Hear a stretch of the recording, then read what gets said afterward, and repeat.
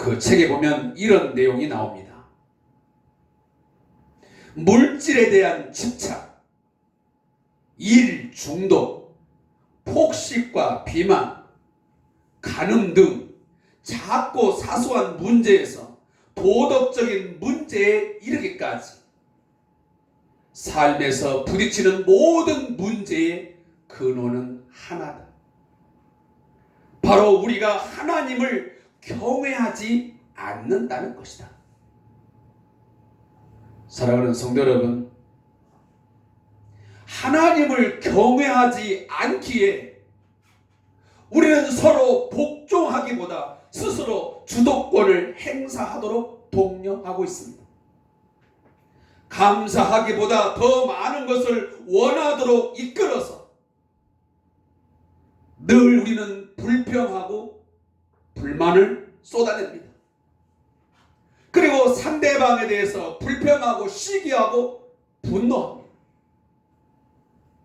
하나님을 믿기보다 자기 자아를 더 의지하도록 충동을 합니다. 위에 계신 하나님을 기뻐하기보다 다른 사람을 시기하게 만들며 하나님의 주권을 믿고 안식하기보다 개인적인 통제력을 확보하기를 유도합니다. 한마디로 말하면 자기 주장하려는 그 의지, 그 죄의 그 악한 본성이 늘 꿈틀거리고 있는 것입니다. 하나님을 경외함이 없기. 죄는 우리 자신의 욕망과 욕심, 자신의 영광을 위해서 살게 만들고 우리의 주도권을 확립하게 만듭니다. 하나님의 자리를 빼앗아버리고 하나님의 주도권을 빼앗아버리고 우리의 주도권을 그 자리에 세우는 것입니다. 그리고 다른 사람을 이용해서 자신의 목적, 우리의 목적을 달성하라고 종용을 합니다. 이것이 바로 최초의 에덴 동산에서의 죄의 모습이기도 합니다. 지금 전 세계적으로 겪고 있는 혼란과 혼미, 분쟁과 갈등, 그리고 인간관계의 파괴, 이 끔찍한 도덕적 타락의 모든 근원적인 출발, 어디에 있다고 생각하십니까? 그건 분명 하나님의 존재와 그 하나님의 어떤 일하심, 우리를 위해서 하나님께서 어떠한 일을 행하셨는지를 알지 못하고 그것을 경외하지 않기 때문에 그렇습니다. 하나님에 대한 두려움과 떨림이 우리 안에 점점점 희미해져 가고 있다는 것입니다. 안타깝지만 교회 공동체 안에서조차도 하나님을 경외하는, 하나님에 대한 두렵고 떨림의 예배가, 경외함이 점점점 희미해지고 약화되어 가고 있습니다. 바로 여기서부터 이런 뒤틀림의 현상이, 교회 안의 뒤틀림, 우리 사회의 뒤틀림의 현상이 더 두드러지게 나타나고 있는 것입니다. 따라서 하나님을 향한 경외의 회복이야말로 이 뒤틀린 삶을 살아가는 이 우리의 가정과 교회와 이 사회를 바로잡는 힘이 되는 것입니다. 그래서 이 폴 틀립이라고 하는 이분이 말하기를 이 뒤틀린 삶을 바로잡는 힘은 바로 하나님을 경외하는 마음을 회복하는 것이라고 그가 주장하고 있는 것입니다.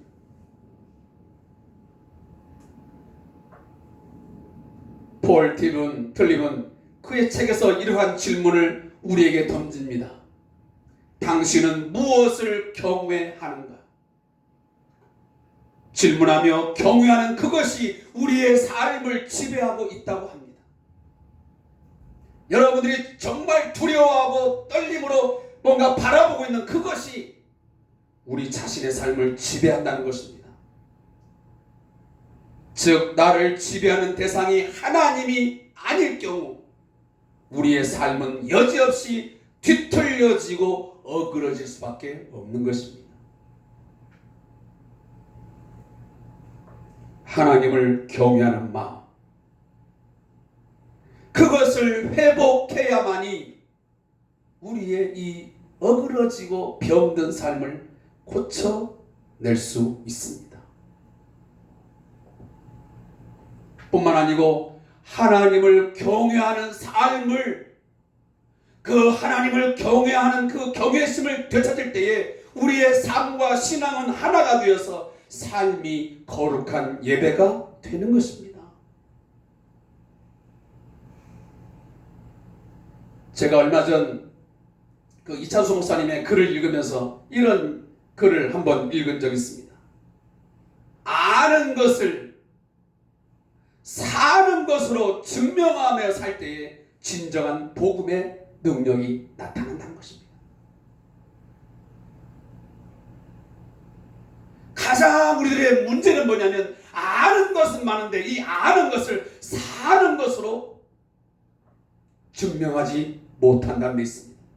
그래서 복음의 능력이, 이 십자가의 능력이, 십자가의 정신의 능력이 나타나고 있지 못한 것입니다. 그래서 교회가 이 사회의 영향력을, 선한 영향력을 빛으로 소금으로 드러내지 못하고 있는 것입니다. 끔찍한 도덕적, 윤리적 타락이 극성을 부렸던 사사시대, 성경은 어떻게 진단하고 있습니까? 그때 이스라엘의 왕이 없으므로 사람이 각기 자기의 소견에 옳은 대로 행하였더라 라고 사사기 21장 25절은 마지막 결론을 짓고 있습니다. 이 표현은 맞기도 하지만 틀리기도 합니다. 왕이 정말로 없었습니까? 없기는 왜 없습니까? 엄연히 왕 되시는 하나님은 살아계시고 그들 가운데 존재하셨습니다.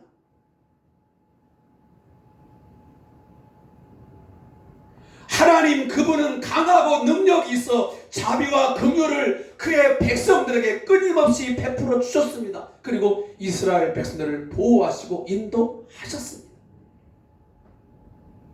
430년 동안 애굽의 그 바로에서 종살이하며 고통과 신음할 때에 그의 크고 강한 능력이 그 모세를 통하여 구출해 내지 않았습니까? 엑소더스. 그것뿐이었습니까? 광야 40년 동안 수없는 많은 위험과 또한 환란이 있었지만, 적의 진입이 있었지만, 그때마다 하나님께서는 많은 사사들을 들었어서, 많은 하나님의 사람들을 들었어서, 때로는 사람이 아니랄지라도 하나님께서 전적으로 초능력적인 개입을 통하여 적을 물리치시고 그들을 광야하여 그 황무지 가운데서 먹이시고 입히시고 생명을 보존해 주셨습니다. 그것이 하나님의 왕 되심이었습니다. 바로 그 사사세 때 하나님이 돌아가셨던 것이 아닙니다. 여전히 하나님께서 왕으로 계셨습니다. 하지만 문제는 그 이스라엘 백성들이 하나님을 왕으로 경외하지 않았습니다. 왕으로 인정하지 않았습니다. 왕이 없는 것처럼 행했다는 것입니다. 따라서 하나님의 말씀이 기준이 아니고 전적으로 자기 자신의 모든 생각과 그 마음이 기준이 되어서 자기들이 생각하기에 옳은 대로 행했던 것입니다. 하나님을 향한 경외가 사라지니까 그들의 삶에는 그들의 마음에 그 마음대로 하는 것이 중심에 사로잡히니까 온갖 죄악이 판을 쳤던 것입니다. 사랑하는 성도 여러분, 우리의 삶에는 내 마음의 중심에 하나님께서 왕으로 살아 계십니까? 삶 속에서 그 하나님을 두려워하는 삶을 살고 있습니까? 말씀과 기도를 통해서 내 마음 안에 영적인 자각이 일어나서 회개가 있었다면 이를 악물고 잃어버린 하나님에 대한 경외심, 그리스도를 경외함이 회복되어지기를 주의 이름으로 축복합니다. 목사인 저를 비롯해서 모든 우리 성대한 교회 성도들이 하나님의 존재와 그가 우리를 위해 하신 일들을 진정으로 바로 알고 두려워하는 마음을 회복할 수 있기를 바라겠습니다. 또 회복해야만 합니다. 예배당 안에서만 많은 사람들이 쳐다볼 때만 거룩한 체하고 예배하는 척하는 것이 아니라 아무도 보는 이 없는 골방에서, 오늘 우리 교회 한쪽 벽에 이렇게 플래카드를 통해서 있는 것처럼 언제든 어디서든 예배자로 서게 하소서 하는 그런 간절함이 우리에게 분명 있어야 됩니다. 그래서 어느 때나 언제나 모든 상황 속에서 진정으로 하나님을 경외하는 목사와 성도로 서는 것, 살아가는 것, 이것이 회복되어야 합니다. 다시 한번 말씀드리지만 교회당에서 정한 시간에 예배할 때만 손들고 찬양할 때만 거룩한 것이 아니라 예배를 마치고 나갈 때에 가정에서 직장에서 진정한 하나님을 경외하는 그 태도가, 그 삶의 모습이 회복되어야 한다는 말씀입니다. 그래서 나와 가장 가까이 있는 주변 사람들, 가족들, 자녀들에게 진정으로 인정받는 하나님을 경외하는 믿음의 사람들이 다 되시기를 주님의 이름으로 축복합니다. 이 경외의 회복이 진정 복된 인생이 되는 것입니다. 오늘 본문에서 사도 바울은 성령 충만을 받은 성도, 그리고 교회 공동체의 모습을 이야기하면서 그리스도를 경외함으로 피차 복종하라 라고 우리에게 말씀하고 있습니다. 피차 복종하라. 이 말은 서로 상호간에 복종하라는 말입니다. to one another. 하나님의 교회는 분명 공동체입니다. 하나가 아닙니다. 공동체이고 공동체의 생활인데 분명합니다. 그러므로 교회 생활 가운데 대인관계는 대단히 중요합니다. 대인관계. 교회의 성도관계는 그리스도를 경외함으로 피차 서로 간에 자신을 남보다 낮추고 상대방을 높이며 섬기는 복종관계이어야 합니다. 이것은 교회가 갖는 세상과 분명히 구별된 관계 형성의 정신이자 현상입니다.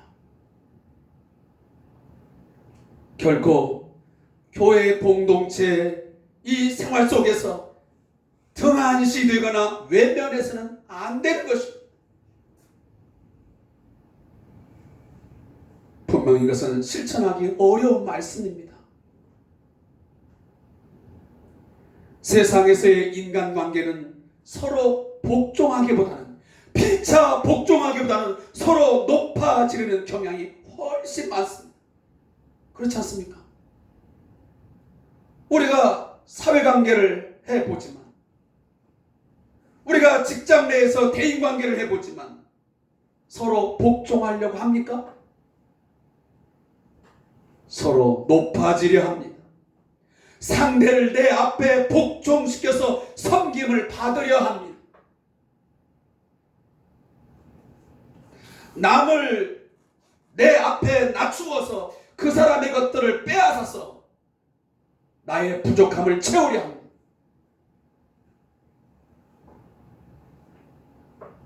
아흔아홉 마리의 양을 가진 자가 한 마리의 양을 빼앗아 가지고 100을 채우려는 것 같은 그런 모습이 오늘 우리의 모습 아니겠습니까? 피차 복종하라는 이 말씀은 무한 경쟁 사회 속에서 분명 바보 같은 이야기입니다.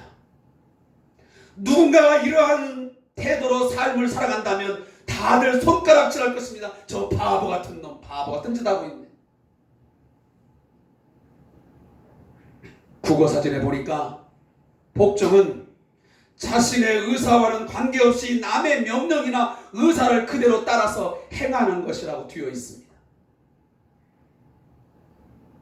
그러나 성경적 의미는 헬라어에 보면 휘포타소라 하는 이 말은 휘포라는 아래라는 밑에라는 말과 타소 정렬하다 라고 하는 단어와의 합성어입니다.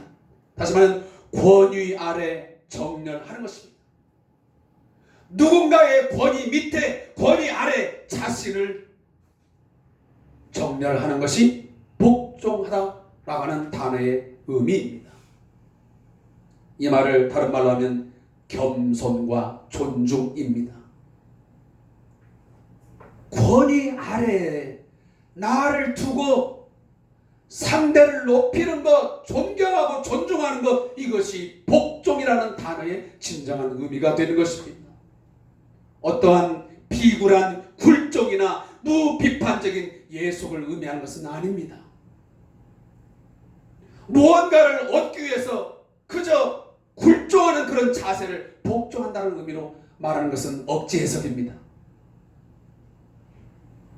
원래 이 복종하다, 굴복하다라는 이 뜻은 군대 용어입니다. 군사 용어입니다. 군대가 시간에 그 권위를 인정하고 그 밑에 자신을 두고 따르는 것을 바로 이 복종이라는 말을 쓸 수 있는 것입니다. 따라서 다시 한 번 말씀드리지만 복종은 굴복 내지 굴종을 말하는 것이 아니라 스스로 그 사람의 권위를 인정하고 자발적으로 기쁨으로 그 권위에 복종하는 것을 말하는 것입니다. 여기 분명 서로라는 말이 중요합니다. 서로 one another. 일방적이거나 한쪽의 모습이 아니라 쌍방적일 필요가 있는 것입니다. 서로 복종하는 것입니다.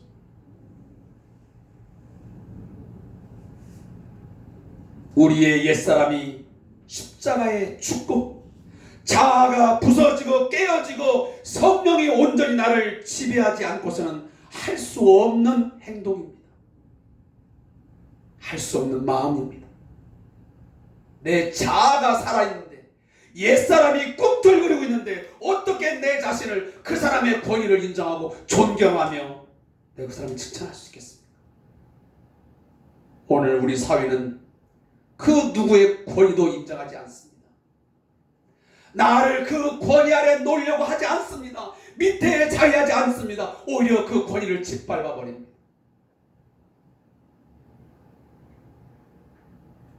더군다나 거칠고 이기적이고 자기 중심적인 대책이 없는 사람들, 지독한 사람들을 만나면 자발적으로 그 사람을 섬기고 그 밑으로 들어간다는 것은 정말 어려운 일입니다. 그렇지 않습니까?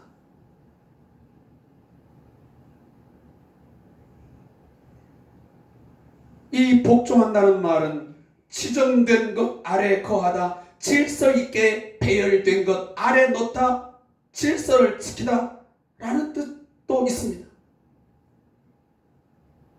따라서 자발적인 복종을 바로 사랑의 섬김을 통해서 나타낼 때 진정한 복종이 되는 것입니다.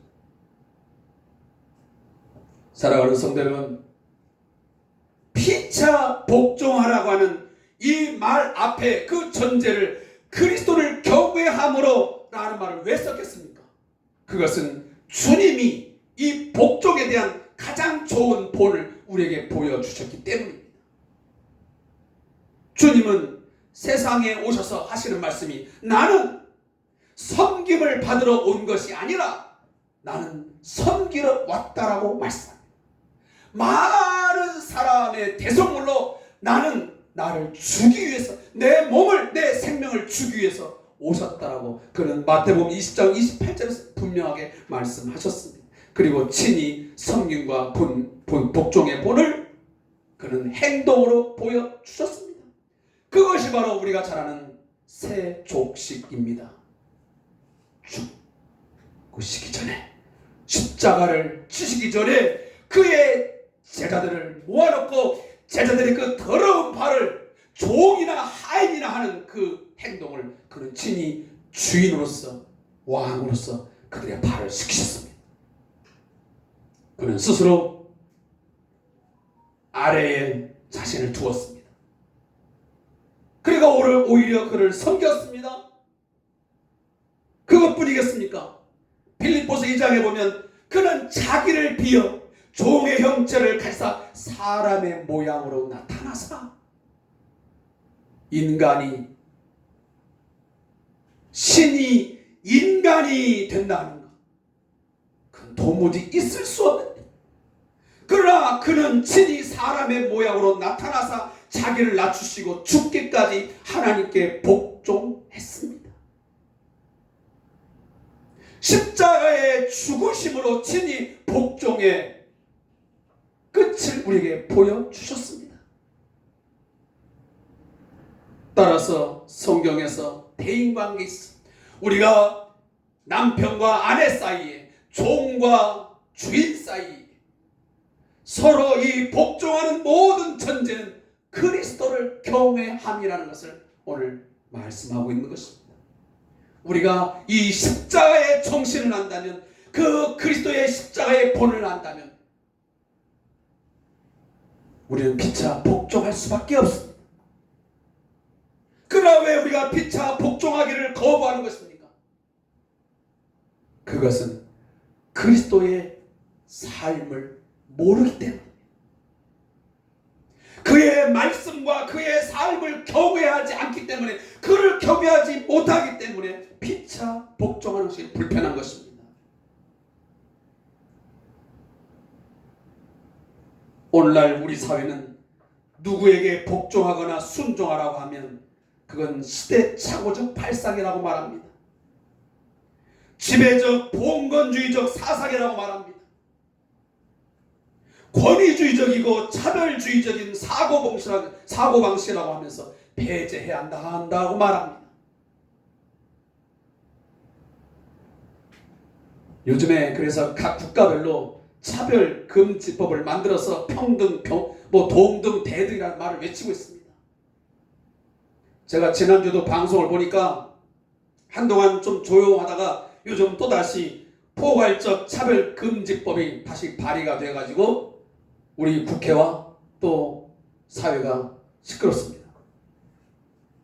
물론 좋은 내용도 많습니다. 그러나 우리 기독교가 걱정하고 있는 것은 이 동성애자들에 대한 많은 차이가 있기 때문에 이 포괄적 차별금지법에 대하여 우리가 반대하고 거부하고 있는 것입니다. 맞습니다. 성별, 장애, 병력, 나이, 출신 국가, 출신 민족, 인종, 피부색, 언어, 출신 지역, 용모 등 신체 조건, 혼인 여부, 임신, 출산, 가족 형태 등등 이것으로 때문에 차별을 받지 않아야 되는 것은 맞습니다. 그러나 분명 아닌 것은 아니고 맞은 것은 맞는 부분 또한 있어야 되는 것이고, 우리 기독교인 것을 우리는 주장해야만 됩니다. 우리가 복종해야 할 부분이 있고 그러지 말아야 될 부분도 있는 거 아니겠습니까? 따라서 차별금지법 안에 있는 그 내용을 우리는 순수하게 따를 수 없기 때문에 지금 기독교 단체에서 반대를 하고 있는 거죠. 성경은 다음 같은 자들에게 복종하라고 합니다. 사람은 하나님께 복종해야 된다. 두 번째는 죄인은 그리스도의 복음에 복종해야 된다. 교회는 그리스도에게 복종해야 한다. 등등 여러 복종을 이야기합니다. 따라서 어떤 이유로든 물론 권위에 복종하지 아니하고 반항하고 불법적으로 저항하는 지위나 수위는 우리 기독교도 반대합니다. 우리는 무엇을 전제로 하여 누구에게 복종하는가가 중요합니다.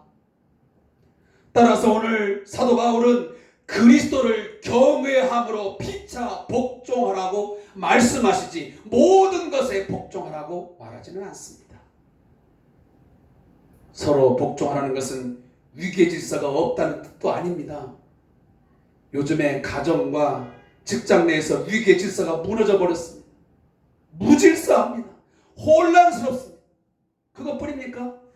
오늘날 우리의 가정에도 아버지의 권위도 부모의 권위도 다 무너진 지 오래되었습니다. 교회 내 성직자의 권위도 다 무너져 내린 지 꽤 오래되었습니다. 그러나 우리는 분명 그리스도를 경외함으로 분명하게 바르게 세워진 권위 앞에는 우리는 순종해야 하고 복종해야 됩니다. 그래서 질서를 세워가야 됩니다. 이것이 교회가 감당해야 될 아주 중요한 삶의 부분인 것을 믿으시기 바랍니다.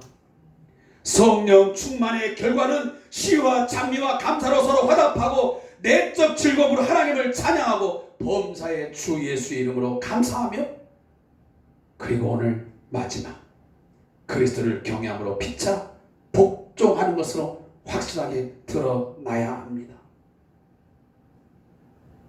그리스도를 주와 왕으로 섬기며 경외함이 없으면 우리는 피차 복종할 수 없습니다.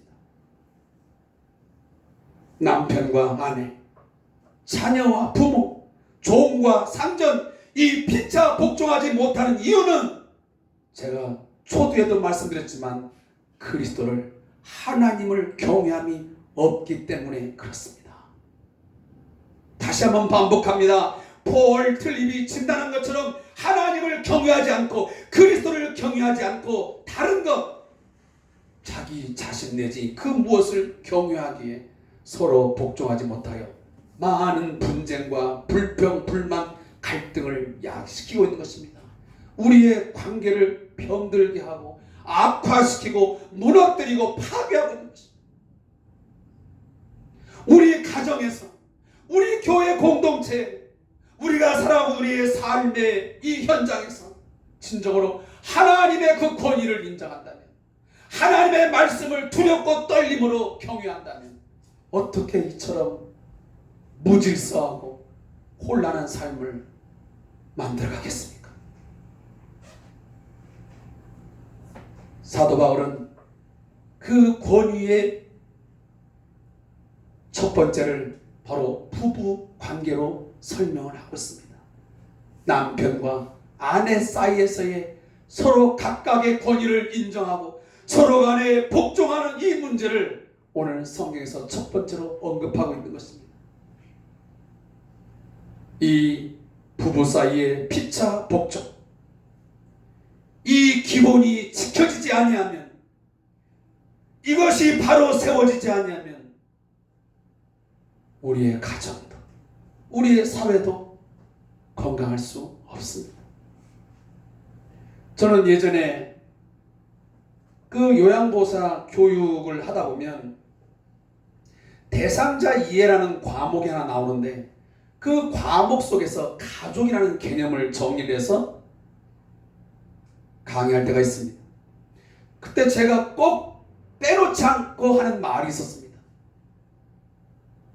우리의 삶이 건강하려면, 진정으로 행복하자고 한다면, 물론 결혼하지 않은 사람들은 예외이겠지만 결혼한 사람이라면 첫 번째 가장 힘써야 할 것은 건강한 부부를 만드는 것이다. 건강한 부부가 살 때만이, 건강한 부부의 삶이 있을 때만이 그 속에서 건강한 자녀가 나오는 것이고 건강한 가정이 세워진 것이고 건강한 가정이 세워질 때 건강한 사회 국가가 형성되는 것이다. 저는 그런 얘기를 한 번도 빼놓은 적이 없습니다. 그런데 오늘날 이 부부가 정말 중요한 이 부부의 건강이 너무도 해쳐 있습니다. 깊은 중병에 들려 있습니다. 그것이 뭐냐면 부부의 주도권 다툼이에요. 이 부부의 주도권 다툼 속에서 자란 아이들 뭐가 되겠습니까? 그 아이들이 건강하겠습니까? 우스갯소리로 많은 우리 젊은이들이 하는 말이 무슨 말입니까? 부부는 초장에 잡아야 돼. 그래서 이 신혼 초에 잘 잡아야 잡히는 거지, 나중에 잡으려면 안 잡혀 하면서 벌써부터 주도권 이야기를 심심치 않게 서로 나눕니다. 이게 말이 됩니까? 최근 작년 2020년 우리 이혼에 관련된 그 통계를 보면요, 황혼이혼, 보통 황혼이혼은 결혼 20년 차 이상을 이야기합니다. 근데 이 사람들의 이혼 비율이 전체 이혼의 37.2%가 해당됩니다. 엄청난 숫자입니다. 20년 이상 살았는데. 그리고 결혼 4년 차 이하들이 요즘에 급속도로 이혼이 늘고 있습니다. 이 많은 부분에서 바로 이 주도권 싸움에서 나온다는 것입니다. 네가 옳으냐 내가 옳으냐, 내가 하는 대로 옳을래 네가 하는 대로 옳을래, 서로 다투다 보니 이러한 지경이 이르고, 그래서 이혼율이 점점 증가 추세에 있습니다. 사랑하는 성도 여러분, 세상적인 가치관 문화에 민감하게 반응하거나 학습하려 하지 말고 하나님의 말씀에 민감하시고 배우고 확실한 일에 있어서 여러분 피차 복종할 수 있기를 바랍니다.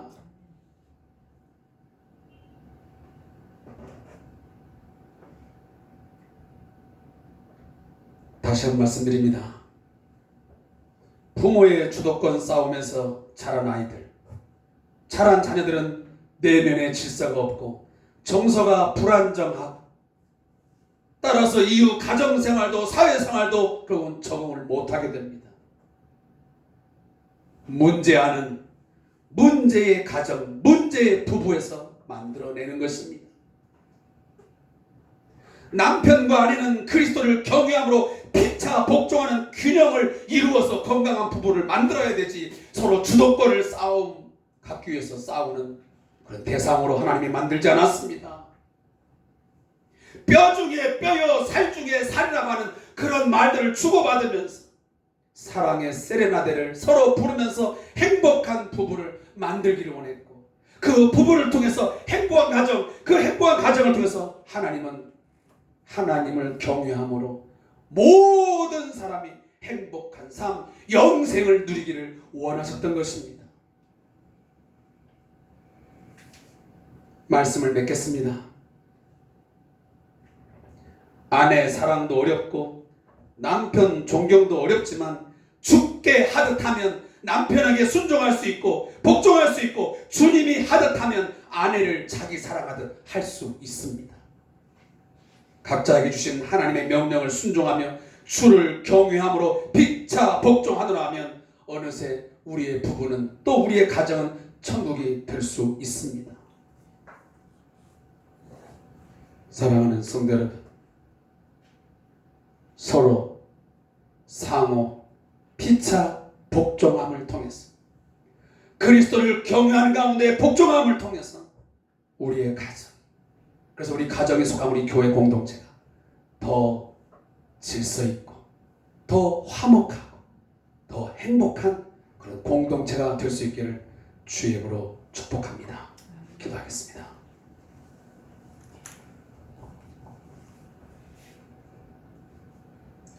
하나님 아버지, 오늘 주신 말씀 우리 마음에 꼭 새기게 해 주시옵소서. 오늘 우리 교회 공동체 안에 또 그리스도인 바로 성도들이 살아가는 우리의 가정 안에 하나님을 경외하고 그리스도를 경외하는 이 경외하는 마음이 점점점 약화되고 사라짐으로 말미암아 우리는 뒤틀려진 삶을 살아가고 있습니다. 어그러진 이 질서, 무너진 질서 때문에 많은 사람들이 고통하며 신음하며 괴로워하며 두려움과 공포 속에서 살아가고 있습니다. 하나님이여, 십자가의 정신, 예수 그리스도의 삶을 본받음을 통해서 사랑하고 존경하고 겸손한 삶을 통해서 우리 가정과 교회가, 우리 사회가 건강해질 수 있도록 하나님이 바라시고 하나님이 원하시는 그러한 세상을 만들어갈 수 있도록 하나님께서 복의 복을 더하여 주시고 이끌어 주시옵소서. 예수님의 이름으로 기도합니다. 아멘.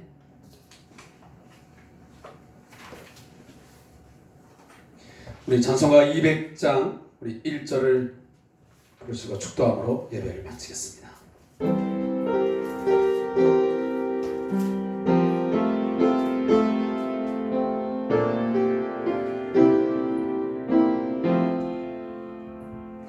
넓고 묘한 그 말씀, 생명의 말씀은 귀한 그 말씀 진실로 생명의 말씀이 나의 길과 믿음 밝히 보여주니 아름답고 귀한 말씀 생명샘이로다.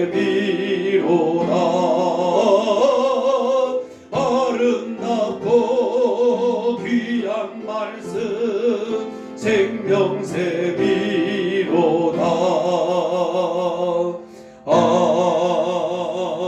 아멘. 지금은